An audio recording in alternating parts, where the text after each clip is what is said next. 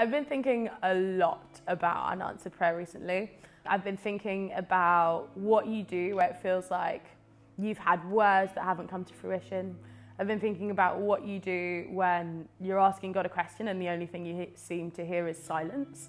And I think a passage that's been really helpful to me as I sit in that, if I'm honest, just space of discomfort, is the story of Lazarus. Mary and Martha tried to tell Jesus that their brother was sick, and he didn't come. He didn't send a letter. He wasn't like, hey, I'm on this.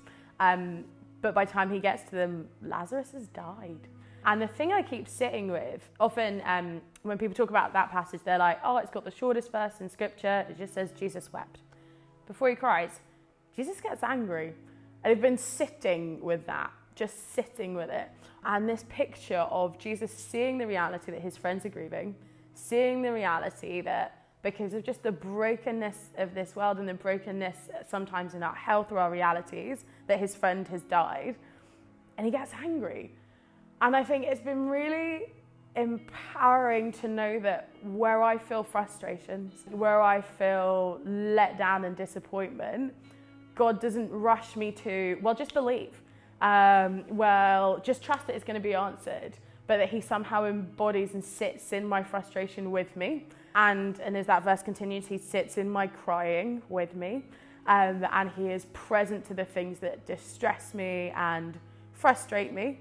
And I think I need to know that the God that I believe in, or the God that I serve, gets humanity. I need to know that he understands it, that he doesn't require a faith that looks polished and shiny and to some degree false, that is able to say every single day of every single year that I know that everything is good and God will always work things out and there will always be an answer, because sometimes there won't.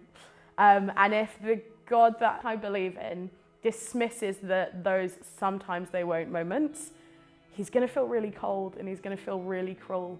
And so I think I'm really just trying to go, what does it look like to kind of endure faith? There's a lot in scripture about kind of persevering and sticking things out, and us going through like times that just feel a bit difficult but holding on. And so what does it look like to hold on to God, but to hold on to him in a way that's really honest?